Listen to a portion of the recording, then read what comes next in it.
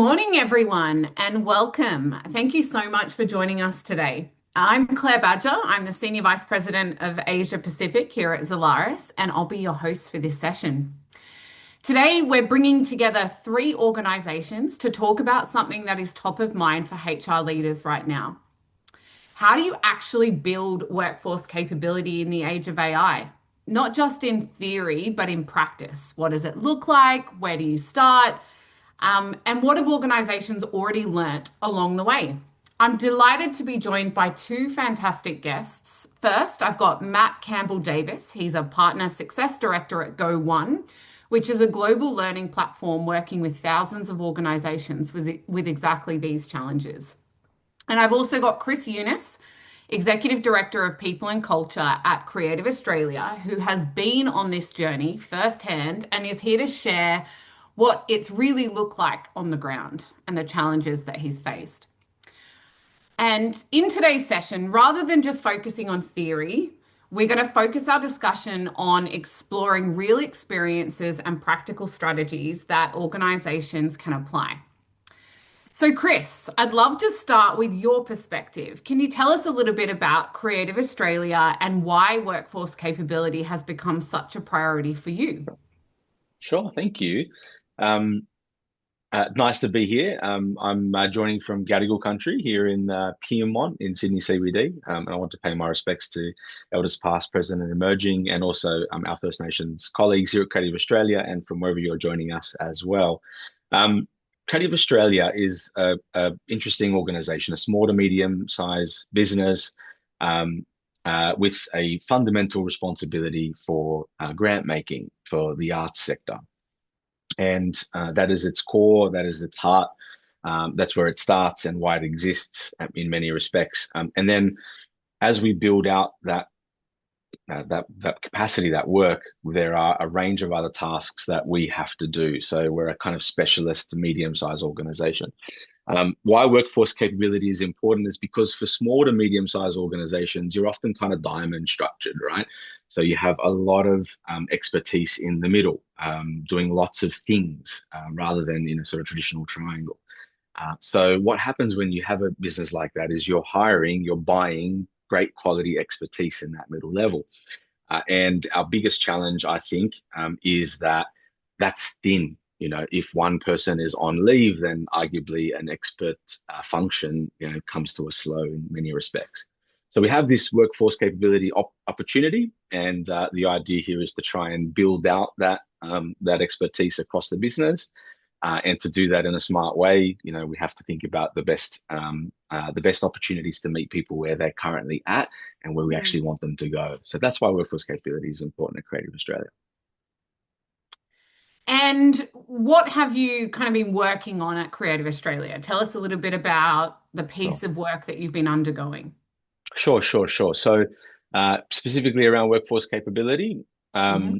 we are at the moment in work with SAP SuccessFactors, which is our provider, our vendor, and our system. And what we're doing is we're actually taking a piece of work which is around the development process, and we are trying to tailor a specific set of development recommendations to our staff to help them along their journey and to help us build a gap or build the bridge between the gap in where they are and arguably what other opportunities we might need them to fulfill, right? Whether it is building out that thin layer, so greater expertise in the specialist function, or alternatively working out the areas that we otherwise need to build capability and then can move them into that direction. So yeah, we're using success factors from SAP, and the great opportunity for us is that with the AI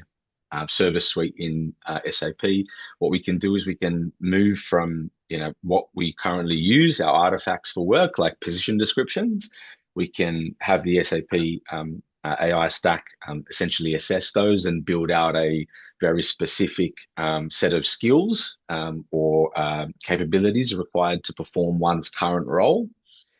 And we can then ask employees to rate, we can ask managers to rate, and then we can start to drive recommendations for the type of learning that they should do from where they are into advancing their current capabilities. And we offer a suite of learning, and one of the primary providers is Go One. Hello, Matt. And so we can actually begin to use Go One as a learning platform to curate essentially the playlists and the recommendations that our people will need to do, which makes it more exciting, right? Because in the majority, the type of training we do, the brand that training has got is compliance training, or training that's very specific to organizational responsibilities rather than to individual workplace responsibilities. So this is a great opportunity to actually encourage the type of learning that you might do that's about you, which is quite nice. Yeah, and I think that it really does create a great framework in that you're identifying the skills that one needs in their role. But I think one of the challenges that organizations get to after that is they might be able to identify what is required, but it's how do you close those skill gaps? Sure. And how do you provide the offerings to do so? And I think, pairing your kind of skill framework with the Go One content really does provide that full offering. So you're kind of closing that circle, but as well as providing differential kind of training as well, right? Like the Go Yeah, One platform has a whole vast arrangement of training. So you're offering more than what you normally would just for Creative Australia. So they can start to branch sure. out to, different types of learning. So, was there a particular kind of catalyst that got you onto this journey? And obviously, you've started to identify a solution and you're putting that in place. But Sure. was there a catalyst before you did that? Yeah, look, again, I think really this organization has kind of grown quite significantly in a couple of years, right? So started out much smaller than where it is now, almost doubled in size, Mm. possibly doubled in size. And I think what we did was we, filled responsibilities kind of organically, roles organically, our needs, we met our needs organically. And when you do that again, like you're a business, you're a specialist organization, a very smart business, and so you're hiring for all of these kind of functions across a wide range of services and activities that you have to deliver. And you're hiring the best you can, which is great, and that's a fabulous task in and of itself. And then you're then going, okay, well, what do I need to scaffold around that, right? And so it again, the catalyst really is if you're imagining, a kind of single point of failure in an expert and a specialist. And maybe it's not exactly a failure, if they go or if they have to, stop work for whatever reason, the world's not going Mm. to cave in, but it is a risk, right? So you then go, all right, well, how do I actually scaffold that? What's the best way to support it? So for me, the catalyst is, we depend on people on single points of failure. We have huge requirements for those people, and that's great. And I think it provides a lot of purpose and a lot of responsibility for someone, which can be exciting. But we also have to make sure that we're supporting them. So it kind of looks a little bit like a Jenga puzzle, right? Except instead of taking away, we're trying to put back in. So we have this Mm. one expert, they're holding up an entire stack of services, of things. And the two pieces had been removed because we had to just only place that one. And now we're just putting some scaffolding back around it, which I think is very important for our people. And then the other side of that is that the world is changing very fast, very quickly, and we have to take advantage of that because I mean, arguably, doing your current role in and continuing to do that role, even if you're not going to move to another role, in order to be developed in that process, you have to actually spend some time working on what's changing, what's new, what's the better ways to do work. And so otherwise you fall behind. So, it's a great attractive offer for our people who are here. And it also then just means that, more of us are actually spending time in the sort of growth and development phases of our lives and work and invest in ourselves. So yeah, that was the catalyst. There wasn't like a world falling in type situation. There was just a huge dependency on a small amount of people, experts that we really needed to address. And then there's a whole suite of other benefits after that too.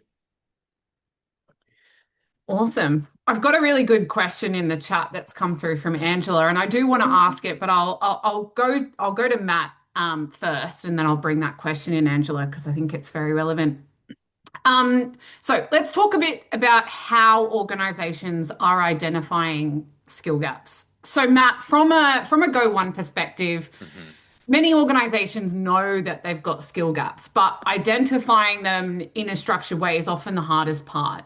What hmm approaches have you seen organizations using today? Yeah, it's a really interesting question, and it's been a great reflection for me to think about who are the customers we've been working with and what are some of the different approaches they have started to take in this space.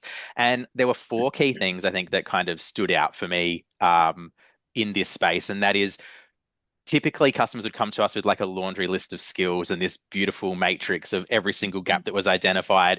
And that in itself was overwhelming for the staff, but also potentially for the learners who are just going to have all of this training kind of lumped upon them. So I think what we're seeing more now is a much more targeted approach, which, Chris has kind of referenced already, and it's focused on business priorities and asking the question around what are the capabilities that are going to help your organization to execute on your strategy or improve performance in specific roles, potentially retain talent as well, because the workforce is rapidly changing in the way that people operate in their current capacity.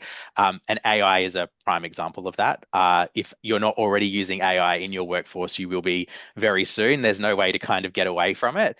But with mid-sized organizations, I think there is also limited resources, time, and capacity as well in some of these instances.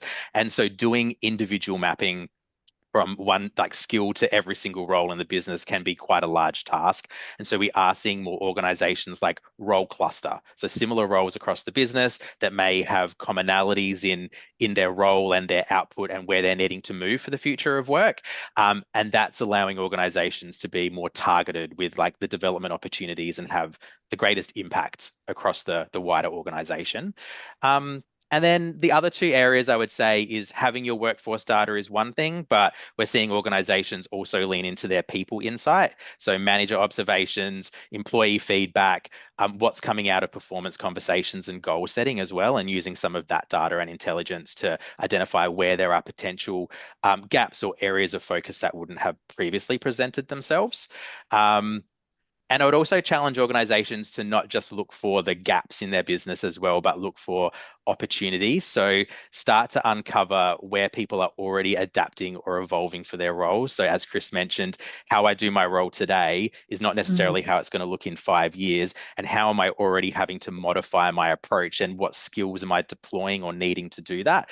Because I think that's where some of the gold is. They may not be required right now, today, every single minute of your role, but they're definitely going to be the skills of the future. So I think, yeah, having a really strategic, targeted, laser-focused approach makes it much more manageable and has a more structured kind of foundation to kickstart it. Yeah, no, that's really, really good insight. So once organizations kind of, kind of target one of these approaches or they've got visibility into the skill Mhm. gaps, what do you think tends to be the biggest barrier to actually taking action? I would 100% say overwhelm. So I think you do the task, you have all of this data at your disposal, and then I feel like a lot of the conversations are like where do Where I do I start? start? Yeah. Mm. Um, and it taps into what I just spoke about before, which is overwhelming for the team, but then it's also the task itself of having to roll that out to all of your staff. And in a previous life as an L&D manager, and working in HR, I was just as bad at this where I wanted to roll everything out at once. So like new framework, new pathways rolled out to everybody by the end of next month, ideally. So it is taking that bite-sized approach. And I think organizations that have less barriers are those that are much more targeted in what they do. So linking back to their strategy, identifying where is their performance being affected in the business right now.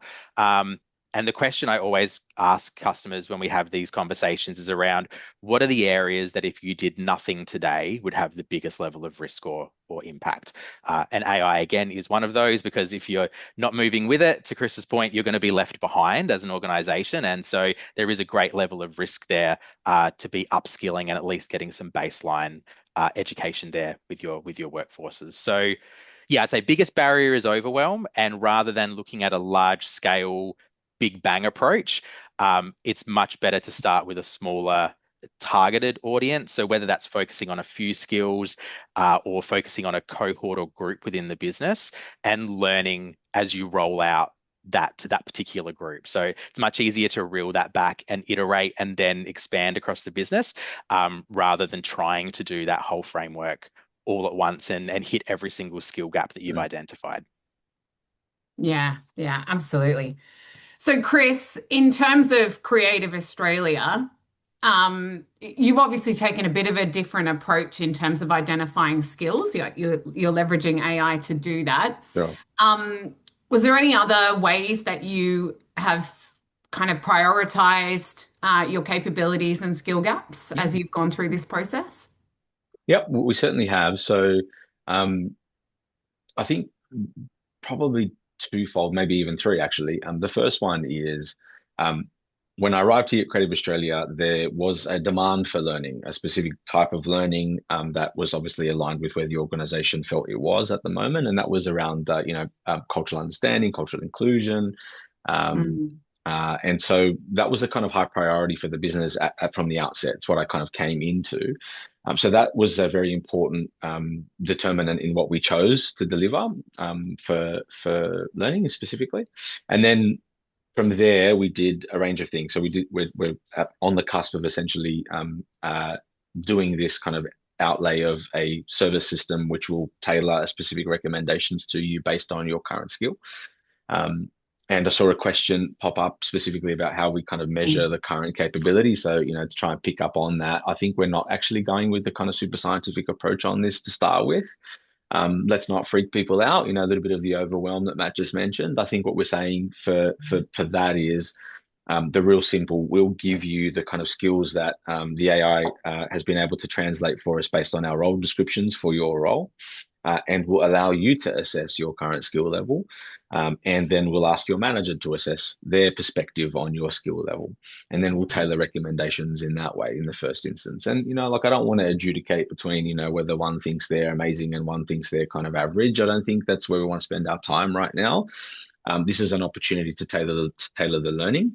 And then realistically, if that learning is too easy, we can kind of obviously see the outcomes and the participation in that development and go, okay, well, clearly there is a high level of skill set here. And so, arguably we can move that along and then retailer the training. So that's how we're tackling the current capability question.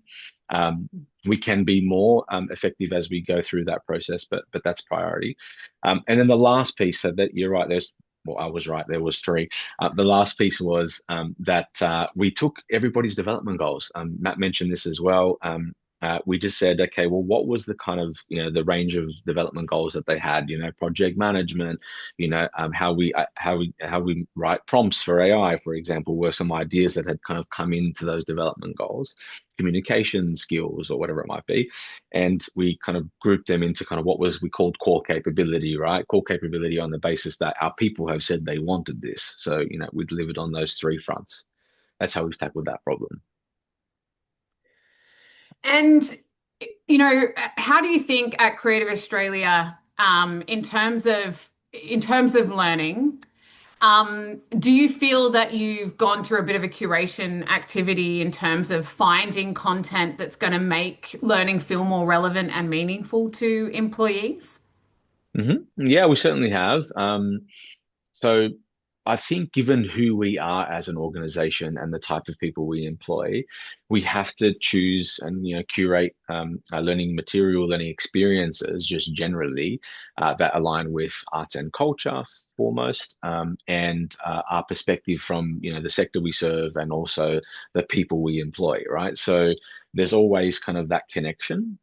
And if we're not sort of thinking through that lens, which is the majority of what we do, then we're thinking about where are we from a maturity perspective, right? So if we're going to learn a specific, activity as an organization around, I don't know, workplace behavior or something very specific that's kind of a stretch and outside of the arts and culture space, then we are choosing those that match where we are from that maturity level, right? Are we a high maturity level on this? Okay, so then we should choose a different experience versus not. So that's how we're kind of curating.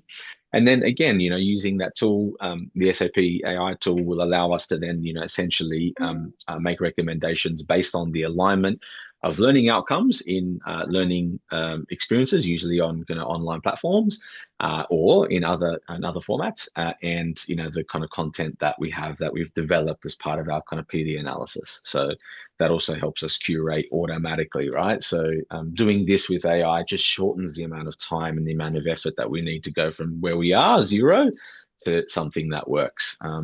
So I liked when Matt phrased it as work with AI, not to AI, because not everything is about AI. It's just a tool that kind of helps us work a little bit faster in some certain places. And for small and medium-sized businesses, that's great because it closes that gap very fast. Yeah. I'm very keen to hear from you, talking about how Chris did his kind of learning curation and how that's working for his organization. Obviously, Matt, fundamentally, what you guys do is you work with organizations to curate learning that's going to bring value to their organization. How do you go Yeah. about that process with an organization? Yeah. So it's one of my favorite things to do, even though I'm not in the professional services team at Go One. But we work really closely with our customers. I think Chris touched on a few things around, we'll always look at like the quality lens, number one, of an organization. So every business is going to have a different approach they're taking to learning. It's definitely not a one size fits all. So we want to understand like what resonates well with your learners, what modalities, what types of content, what focus areas, and to understand what are those objectives and learning outcomes that you've ultimately pulled together as part of that analysis process you've done. And then we really want to work closely with you to reduce that level of friction. So we want to make the learning as accessible as possible. What we say is in the flow of work. So making sure that once we've identified the right content that is going to resonate, that your learners are going to see value in, it's meaningful for them, for their role, for their future growth within the organization, that it's then living in a system or is accessible in the tools that they use every single day. So we really take like a multifaceted approach. Like, yes, we do look at the content, but we want to understand your organization, how it operates, the ecosystem that your learners are accessing content in. Because in some recent research that we did, we had around 83% of learners that said they expected their development to show up within their workflow, which was just a reminder that like learning now shouldn't necessarily be an event or a thing you go and do, but it should just become part of like that fabric of how you operate day in, day out. So yeah, it's a really close consultation process. We have a core team that work with customers, and then our customer success managers as well also lean in where required to make sure we've got that right fit. But everyone likes to learn differently, and I think that's part of the joy of Go One is all of the different modalities of learning that we have available, because it isn't just, structured learning doesn't have to mean rigid. You can learn in a variety of ways. Yeah, absolutely. That was very well put. Thank you. So thank you both for your contributions. I want to talk more now about kind of putting things into action, right? So just want to speak from a Zalaris perspective, and we've talked about, a few different technologies. We've talked about SAP or SAP SuccessFactors. We spoke about Go One. And I want to talk a little bit about the SuccessFactors side of things. Obviously, that's my passion project in terms of that software and what it can do for organizations. But what I see again and again is that organizations that make the most progress aren't necessarily the ones with the biggest budgets or the most sophisticated technology. They're the ones that do start with clarity, and they start with a real priority or capability area. And I think that's goes to what we were talking about earlier in terms of chunking it down and having that one kind of key focus, and tying it to a very specific business outcome. So at Zalaris, we support mid-market organizations to get live with SAP SuccessFactors, which is a HR solution which supports hire to retire employee journeys. And part of that is learning and talent management, so development planning, performance management. And we allow organizations to deploy that quickly and effectively. So we have what we call a People Hub, which is our pre-built solution, pre-configured templates that allow us to deploy those solutions with inbuilt AI quickly. which allows organizations to see value very quickly as opposed to being tied down in long-term implementations. Now, we are opening up to Q&A, and I can see there's more and more questions coming through. So I'm going to encourage you to use the Q&A or the chat box now so that we can get some questions, because we're going to move on to those shortly. But before we do that, I want to hear some final thoughts from Matt and Chris around what do you think you would most want to leave our attendees with today? What is the number one piece of advice that you have for people on this topic? So I'm going to start with Chris. What advice would you give to another organization, mid-size, similar to you? What advice would you give them that where to start? Sure. If they're thinking workforce capability, because that might not be where they're thinking as their first place to start, but if they're thinking workforce capability and they're thinking about how they build that, I think the first and probably most important thing is to work out whether they actually can invest in workforce capability for people, right? Because it does, at the end of the day, cost money. And even if it is free resources, the time that people take to do this outside of work, or out of the kind of flow of work, or even in the flow of work, is going to be, time is money for small and medium businesses. So that's probably part one, just to kind of preface anything. And then I think from there, realistically, the first thing that they should do, I think, if I was to do this ever again in an organization, is to say, all right, what is it that we actually need? What is that, to try and achieve that clarity? What is it that we actually need? And that's a question that business owners will make. It's a question that executive teams, CEOs will have to think about, and also our people just generally, right? And I think in the very first task you do, just ask them what they want.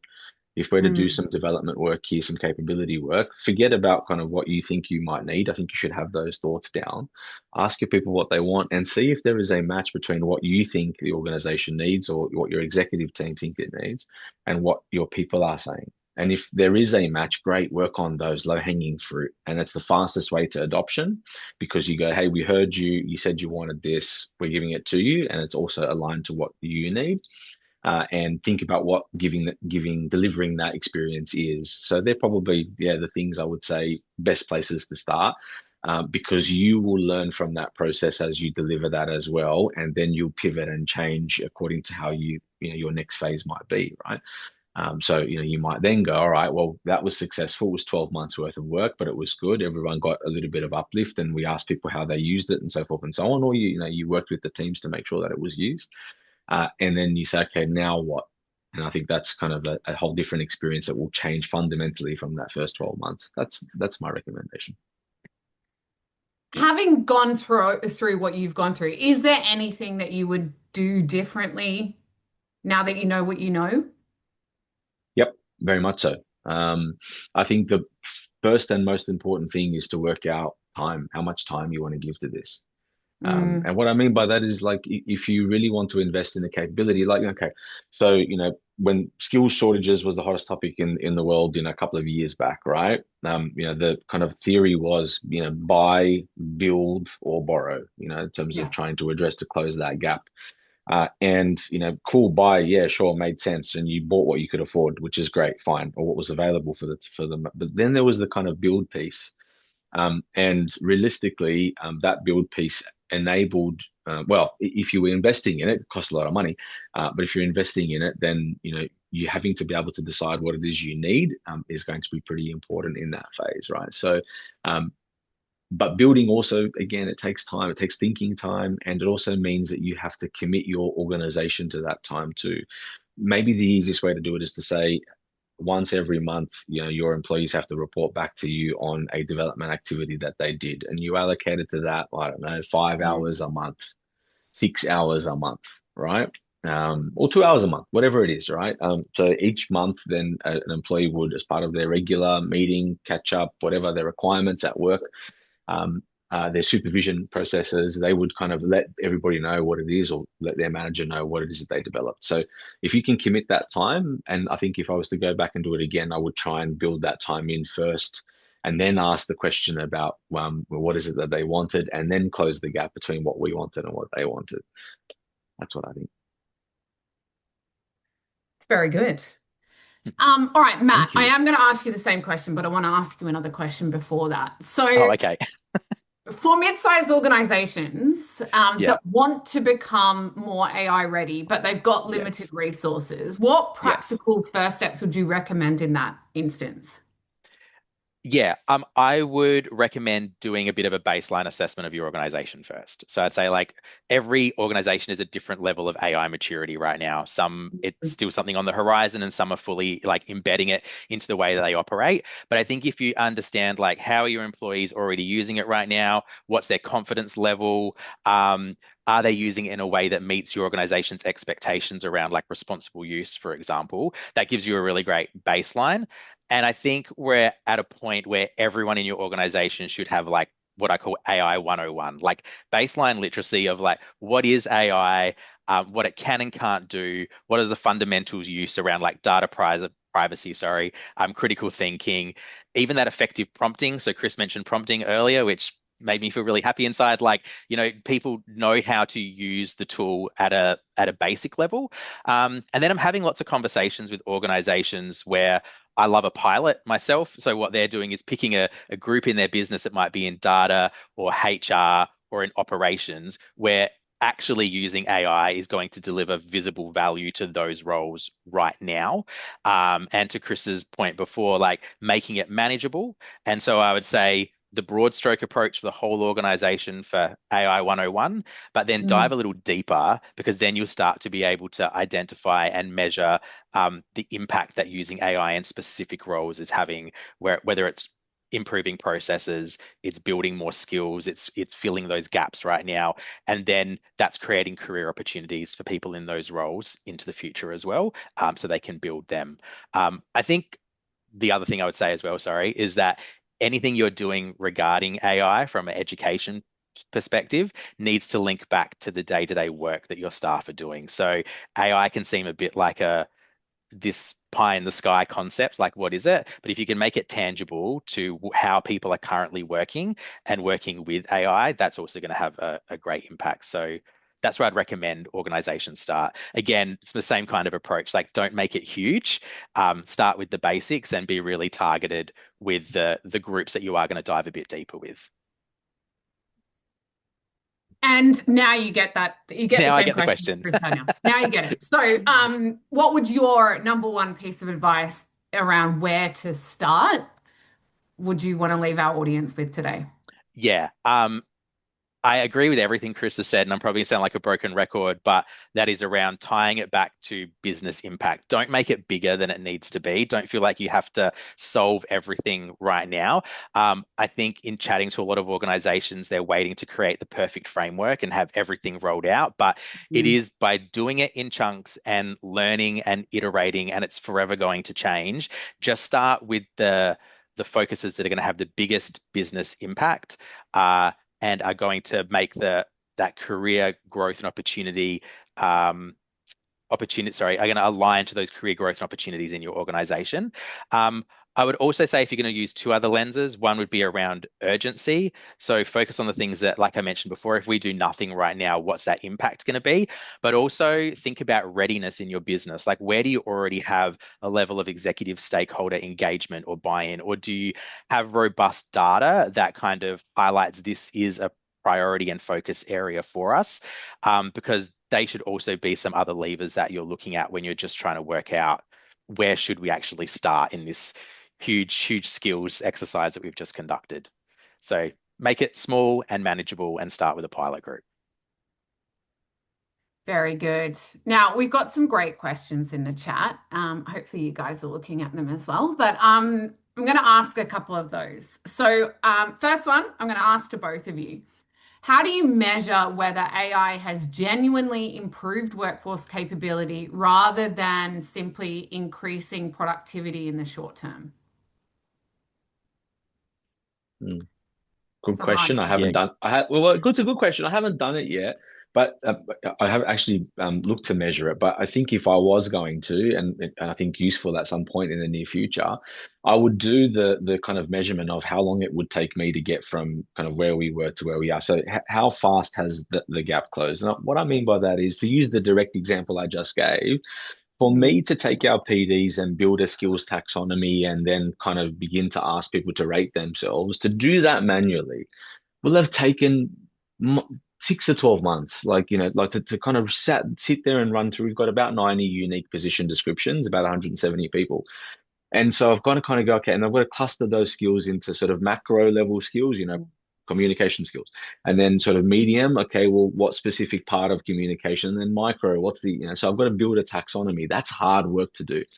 So I think for me, doable but hard. So I think for me, the way I would measure the efficacy or the performance, the effectiveness of AI was how fast it could close that gap for me. Take a 12-month project and arguably make it a 3-month project, right? And I'd say that for even smaller pieces of work, right? So if you're asking people to, hey, can you please do an analysis of X and Y or whatever it might be, the speed that they're able to respond to you and the quality of that work, I think, is going to be important. That would if that's shortened from your normal expectations, then I think that's the value in which AI can support you. Um, but yeah, I mean, I'm a supporter of the concept of AI being a tool, which I think adds value by shortening the time taken from point A to point B. But I also don't just spit out anything it spits out. Like, you have to mm. actually interact with and manage and read and make sure and correct many times through that process. So, and I think I hope we've all learned that by now. And add the human aspect. I mean, I think That's what people, I mean. Yeah. yeah, people seem to be forgetting that a little bit in the overuse of AI. Yeah, I was going Matt, to actually, sorry, yeah, yeah, no, I go. was just going to add in before today's call. I was like, oh, I'm going to have a look and see what are the most common skills that like Go One customers are currently leveraging in their organization, or skills that maybe are not the most enrolled but are starting to creep through. And as Chris was talking then, I've got resilience, adaptability, critical thinking and problem solving as still being four of the like top 10 that I pulled out earlier this morning as being a focus. And so I think I 100% agree with Chris that the AI makes it faster.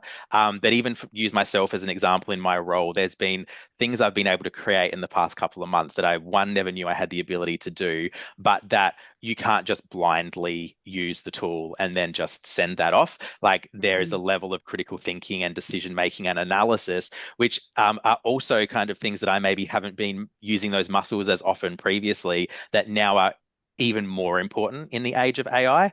So yeah, I just wanted to reiterate that I think there is still that very much that human component and those skills that sit alongside it that demonstrate growth and improvement in those spaces too. good answers. Good answers.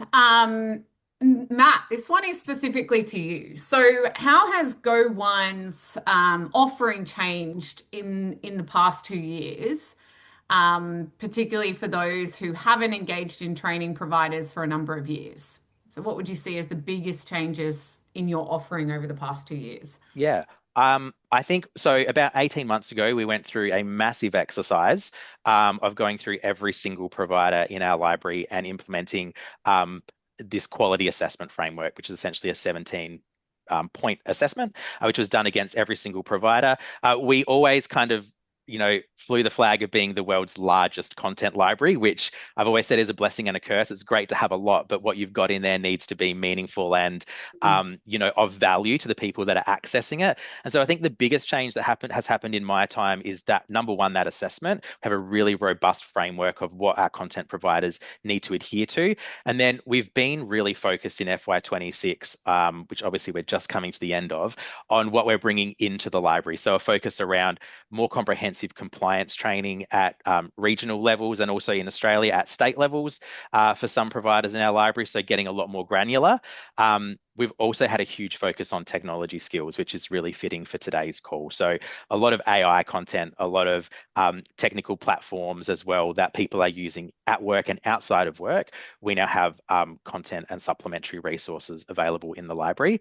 And this may not be a huge one for an APAC audience, but it has been providing content Obviously, we have all our modalities still, which we identify people like to learn in different ways, but also providing content in the language that learners prefer to learn in as well. And so we've had a huge focus on content translations as well. So when learners are accessing it, they're able to access it in their preferred language.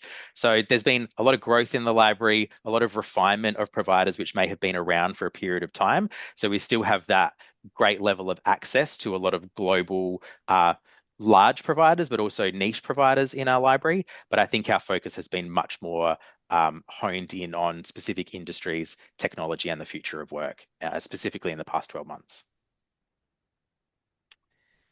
Next question I'm going to ask to Chris. So, Chris, how do you get executive buy-in for capability investment when budgets are tight? Yeah, very good question. Look, I won't tell you how to do it, but what I can talk about is how I think I've done it in the past, and it may work for you, it may not. Your circumstances may be different, but I think for me, the fundamental question is an executive currently happy with kind of where we're going with as an organization, with the performance of the organization in the areas that we need to kind of to be better in, right? And I think when we're kind of tackling that problem, there may be some things that come up. Yeah, I think actually you're right. We should probably be doing some of this and some of that, and then kind of giving the cost of what a program of work might look like, right? So I still believe in that suggestion I gave earlier, which is let's work out what it is that you need as an organization and start with your exec. Ask your people what they think they want or they need in their development, and then find those ones that are common, right? So then you're going back to an exec and to get to buy in to say, these are the kind of areas that you identified. This is what our people have also said. The cost of closing that gap is going to be this. And obviously that's important for you because you're getting better outcomes and arguably our people are getting better as well. And then sort of measuring the sort of the benefit of that. So I think that's probably the task, right? Which is what's the problem you're trying to fix? Rather than trying to from the start, I wouldn't go in asking for money to build a learning and development culture, right? Where everybody's spending mountains of time and money on this. That wouldn't be my first ask. My first ask in a budget strict environment is to say, what is it that you want to feel? What is it that you think you need as an organization, as an executive, as a CEO, as managers, and where's the match in that process, and kind of closing that gap first. Maybe a flow-on question from that. So what do you think would be a realistic timeline to see ROI from, a learning and development platform? Okay, so from a platform specific Yeah. component, yeah, okay, right. From a platform specific, look, I think if I'm honest, I think the time frame from when it starts and operates and you kind of start to deliver training, I think from that time it's 6 months where you can start to measure some form of outcome, some benefit. But to be fair, if you're choosing and starting that journey from choosing a provide platform, then realistically that's probably a more like 12 to 18 months because you're going to need to spend quite a lot of time setting this thing up and making sure you've asked all of the right questions, from your like solving the problems that you have before then actually getting information and development out to your people, right? So just to be mindful of where you are. It's about 6 months, if you've already got it and you're just turning it on and off it goes, like that's about 6 months. Yeah. But I think realistically 12 to 18 months if you're starting from scratch. From the beginning. Yeah. Yeah, no, absolutely. Well, that is all of our questions for today, guys. And so that will bring us to the end of our session. But we've had rich conversation, very strong contributions from Matt and Chris. So a huge thank you to you, Matt. Your research and the Go One Insight has really helped ground everything in what's actually happening across organizations right now. And Chris, your candidness in sharing the Creative Australia journey and your thoughts has been invaluable. I think a lot of people in this session will have recognized themselves in that story. If I were to distill today into 3 key takeaways, the first would be workforce capability starts with visibility. And so getting your data sitting in one platform is a key. Second, don't have to solve everything at once. I think that's come across very clearly from Matt and Chris. Take it into bite-sized chunks, into something that is not overwhelming for the organization or yourself. And third, AI readiness is not just a technology challenge. It's a people and culture challenge, and learning is right at the heart of it. This session will be available on demand. So if you'd like to revisit anything or share it with a colleague, we will be sharing the recording link. It will be sent out once it's live. And finally, if today's conversation has resonated and you'd like to explore what building workforce capability could look like for your own organization, please do reach out to us at Zalaris. We would love that. And genuinely, thank you everyone for joining today's session. Please enjoy the rest of your day. Thank Thanks, you. Chris and Matt. Thanks, everyone. Bye, Bye. everyone.